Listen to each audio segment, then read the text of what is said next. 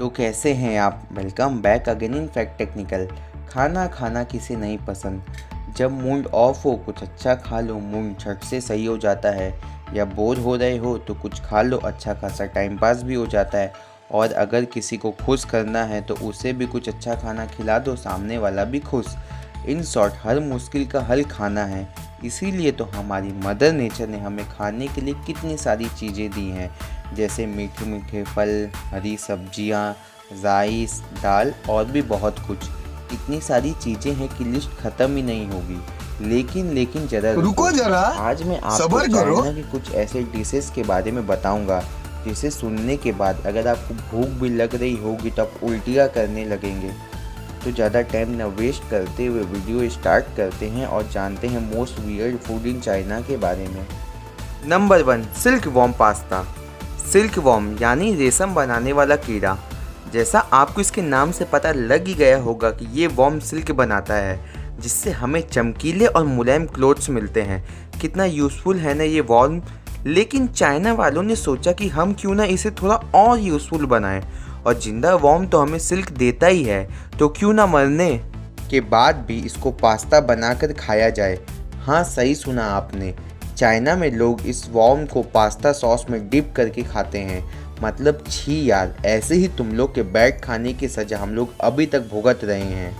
और यहाँ तक ये इस वॉर्म को राइस और नूडल के साथ डीप फ्राई करके खाते हैं।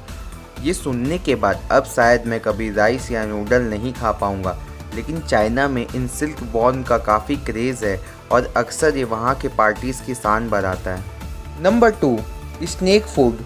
चाइना में स्नैक टाइम में स्नैक खाए जाते हैं। वैसे तो पूरी दुनिया में इंसानों को सांप से बच के रहना चाहिए, लेकिन सिर्फ चाइना एक ऐसी कंट्री है जहाँ सांप इंसानों से बच के रहते हैं। चाइना में स्नैक सूप बहुत फेमस है, खास करके हांगकांग में। चाइना के रेस्टोरेंट्स में जिंदा सांपों को काटा जाता है और उन्हें उबाल कर उनका सूप बनाया जाता है, वो भी कई सारे मसालों के साथ। क्योंकि ये चाइना है, यहाँ पे normal tomato soup, vegetable soup, mix soup ऐसा कुछ नहीं मिलता। और जिन लोगों ने इस स्नैक सूप को टेस्ट किया है उनका कहना है कि इसका टेस्ट चिकन जैसा है। तो चिकन लवर्स, आपका क्या कहना है? क्या आप इसको टेस्ट करना चाहेंगे? मुझे नीचे कमेंट सेक्शन में ज़रूर बताएं। Number 3, tofu. टोफू पनीर का ही चचेरा भाई है। टोफू बिल्कुल पनीर की तरह ही दिखता है और टेस्ट भी बिल्कुल पनीर जैसा ही है। बस पनीर दूध से बनता है और टोफू सोयाबीन का फर्मेंटेड प्रोडक्ट है। मतलब टोफू सोयाबीन को फर्मेंटेड करके बनाया जाता है। और टोफू की खास बात यह है कि इसमें पनीर के मुकाबले बहुत कम फैट होता है, और इसीलिए कई बॉडी बिल्डर पनीर से ज़्यादा टोफू खाना प्रीफर करते हैं। लेकिन चाइना ने टोफू बनाने का एक नया तरीका खोज निकाला है। अगर आप कभी चाइना गए और आपको वहाँ कोई टोफू ऑफ़र करे तो बेहतर यही होगा कि आप वहाँ से तुरंत भाग जाएं। क्योंकि साल 2017 में चाइना के संगाई शहर में 2 फूड ऑफिसर ने कुछ फूड फैक्ट्रीज के प्रोडक्ट की टेस्टिंग कराई, तो उसमें ये सामने आया कि टोफू मैन्युफैक्चरर्स टोफू की फर्मेंटेशन के दौरान इंसान और डॉगी की पॉटी का इस्तेमाल कर रहे हैं, जिससे फर्मेंटेशन की प्रोसेस तेज़ हो जाए और वो कम टाइम में ज़्यादा टोफू की प्रोडक्शन कर पाए। और ऐसा खाली संगाई में नहीं बल्कि पूरे चाइना में होता है। और रिसर्च में ये भी सामने आया है कि टोफू में इंसानों की पॉटी में पाए जाने वाला एक बैक्टीरिया ई कोली मिला है। अब सोच लीजिए कि आप टोफू खा रहे हैं चाइना में या फिर इंसान और डॉगी की पॉटी। Number 4, fake walnuts. याद है जब बचपन में हम एग्ज़ाम के टाइम पर दूध पीकर और अखरोट खाकर सोते थे, जिससे हमें एग्ज़ाम के समय पढ़ाई करने और चीज़ों को याद रखने में आसानी होती थी, क्योंकि अखरोट दिमाग के लिए बहुत फ़ायदेमंद होता है। लेकिन क्या हो, सोचिए अगर आप वही अखरोट अपने दांतों से खोलने की कोशिश करें और अखरोट की बजाय आपका दांत ही टूट जाए और सुबह स्कूल की जगह डेंटिस्ट के पास जाना पड़े। क्योंकि चाइना में कुछ ऐसा ही हो रहा है। चाइना में कुछ लालची व्यापारी पहले अखरोट को बड़ी सावधानी से बीच में से खोलते हैं और उसमें से अखरोट निकाल कर उसमें पत्थर भर देते हैं, और पत्थर आवाज़ ना करे उसके लिए वो उस पत्थर को पेपर में टाइटली फोल्ड करते हैं, जिससे कि वो अखरोट का सेल बजे ना, और फिर उसी सावधानी से अखरोट के सेल को वापस गम से चिपका देते हैं। मतलब आम तो आम और गुठलियों के दाम, लेकिन सच में ये कितना रिस्की है। बस कुछ पैसों के लिए लोग कितना गिरा हुआ काम करते हैं।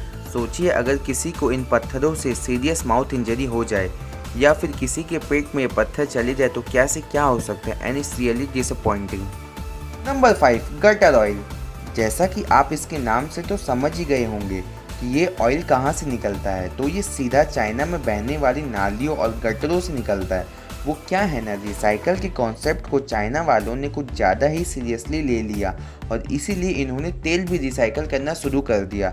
चाइना में कई कंपनीज ने तेल निकालने का एक नया तरीका सोचा। दरअसल उन्होंने रेस्टोरेंट्स के पास के गटर और नालियों से वेस्ट निकालना शुरू कर दिया और उसे उबाल कर और छान कर उसमें से ऑयल एक्सट्रैक्ट करने लगे।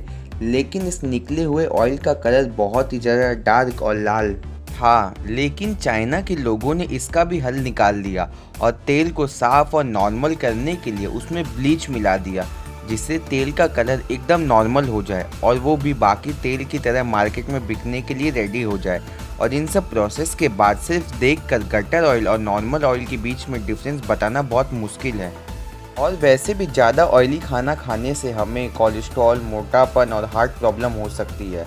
तो सोचिए अगर ये गटर ऑयल हमारे शरीर में जाएगा तो हमें क्या क्या होगा। तो ये थे चाइना के कुछ अजीब व गरीब खाने।